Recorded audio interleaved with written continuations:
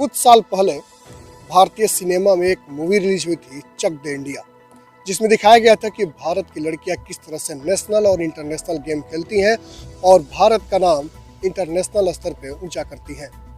नारी सशक्तिकरण को लेके राज्यसभा हो, लोकसभा हो या राज्य स्तर पे हर जगह प्रयास किया जाता है कि नारी सशक्तिकरण में लड़कियों को आगे बढ़ाया जाए, महिलाओं को आगे बढ़ाया जाए, चूँकि इनमें वो प्रतिभाएं छिपी होती हैं जो निखर के सामने नहीं आ पाती हैं। ऐसे ही सिवान में एक पेशे से शिक्षक हैं जो लगातार एक दशक से ज़्यादा हो गए, वो चक दे इंडिया में जिस तरह से फिल्म के एक्टर ने लड़कियों को ट्रेंड किया था और राष्ट्रीय और अंतर्राष्ट्रीय फलक भी पहुंचाया था, कुछ ऐसा ही ये जो सरकारी शिक्षक हैं संजय कुमार जी, ये लगातार लड़कियों को ट्रेंड करते हैं। अभी तक लगभग 40 से अधिक लड़कियों ने राष्ट्रीय और अंतर्राष्ट्रीय खेलों में भाग लिया है। और सबसे बड़ी बात है कि इस इंस्टीट्यूट से खेलने के बाद से खेल कोटे से 3 लड़कियों को गवर्नमेंट जॉब में मिला है, जिसमें एक लड़की सिवान समाहरणालय में पोस्टेड है। आज आपको हम मिलवाने जा रहे हैं ऐसे गुरु से जिन्होंने ग्रामीण क्षेत्र की लड़कियों के अंदर की प्रतिभा को पहचाना और उन्हें निखारा या यूँ कहें तराशा और उन्हें राष्ट्रीय और अंतर्राष्ट्रीय फलक पर प्रकाशित कराने का काम किया, जिसकी चमक पूरी दुनिया में बिखर रही है। आइए आज आपको मिलवाते हैं सरकारी शिक्षक संजय जी से और उनसे हम बात करेंगे कि ये प्रेरणा उनके अंदर कहाँ से आई और उन्होंने एक बड़ी एकेडमी खड़ा कर दी। आप देख सकते हैं पीछे तस्वीरों में ये सारी लड़कियां हैं जो सुबह से अपने घरों से आती हैं और यहाँ ट्रेंड होती हैं। वॉलीबॉल हो, फुटबॉल हो, इन सारी खेलों में ये यहाँ सुबह में वर्कआउट करती हैं और फिर अपने पढ़ने जाती हैं, जो दिन का इनका रूटीन है उसमें जाती हैं, फिर शाम में आके यहाँ ट्रेनिंग लेती हैं। इन्हीं सारी बातों को लेकर हम संजय जी से चर्चा करेंगे कि आखिर ये जुनून कहाँ से आया, प्रेरणा कहाँ से मिली। हमारे साथ मौजूद है संजय जी, आपका बहुत बहुत स्वागत है हमारे चैनल में। जी धन्यवाद आप लोगों को इस सुदूर ग्रामीण क्षेत्र में आने के लिए। मैं आपके चैनल को बहुत बहुत धन्यवाद देता हूँ।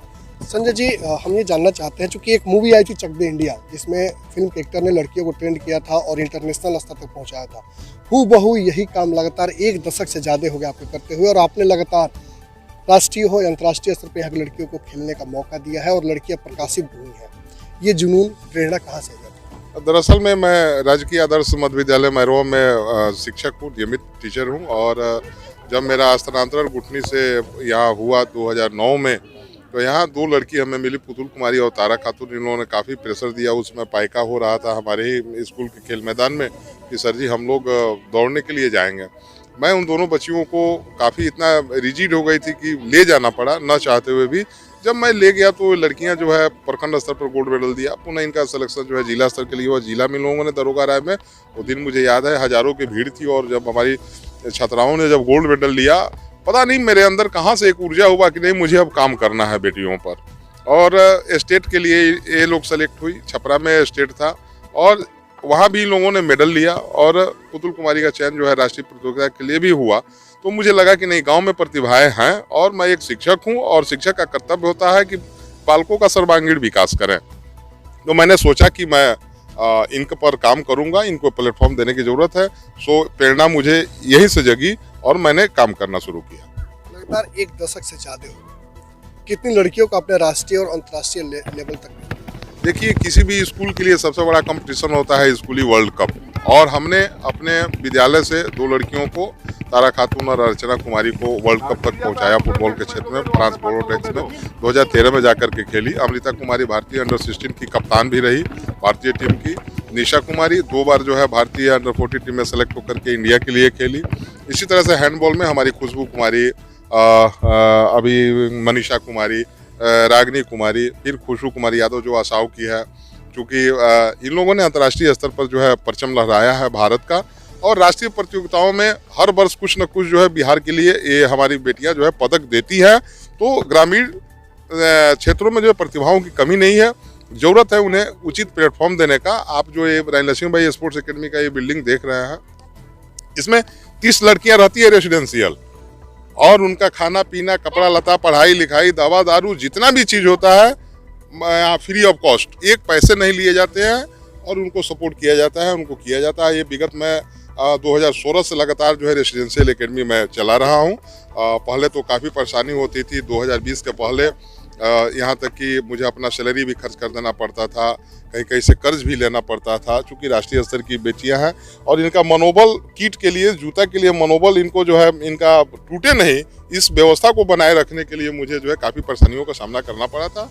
और आज मैं शुक्रगुजार हूँ वैसे लोगों का, ड्रीम स्पोर्ट्स फाउंडेशन हो गया, आपका गार्नेट फाउंडेशन हो गया, या कुछ ग्रुप ऑफ फ्रेंड्स के लोग हैं जो अभी यूएसए में हैं, या नीदरलैंड में हैं, या यूके में जो भाई सुजीत कुमार सिंह जी हैं। ऐसे बहुत से लोग हैं जॉन सोरेन जी हैं जो दिल्ली में हैं, सीसी लाल जी हैं। ऐसे बहुत से लोग हैं जो छोटे मोटे बड़े कंट्रीब्यूशन से इस एकेडमी को खड़ा करने में काफ़ी लोगों ने मदद किया है।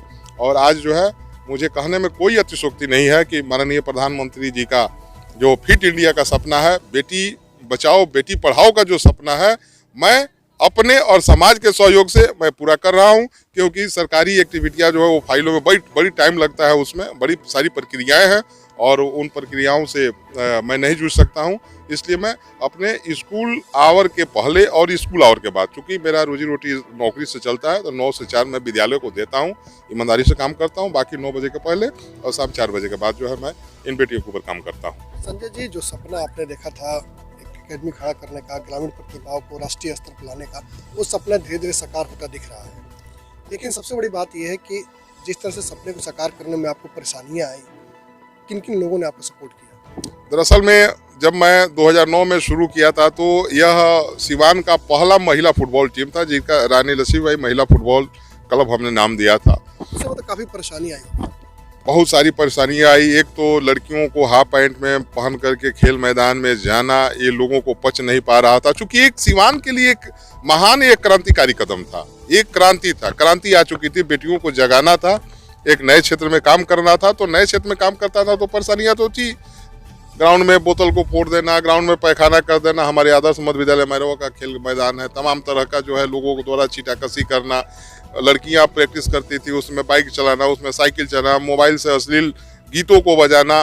तो फिर जो है काफ़ी लोग टॉर्चर करते थे, जिसके कारण मुझे जो है मैरवा को छोड़ना पड़ा और अपनी निजी ज़मीन में आना पड़ा। और काफ़ी जो है 27 मीटर चौड़ा और 100 मीटर लंबा मैं अपने निजी ज़मीन में काम करता था। अभी फिलहाल जो है मैं बगल में आप जो देख रहे हैं, मिट्टी जो आपको दिख रहा है, ये मेरे चाचा जी का जो शेयर होल्डर है, उनके इस ज़मीन के बदले मैंने अपनी उपजाऊ ज़मीन पुनः दूसरी जगह एक्सचेंज किया, बदल लिया। और बदलने के बाद जो है एक मानक लेवल का मैंने एक राष्ट्रीय स्तर का जो फुटबॉल का ग्राउंड होना चाहिए मैंने किया।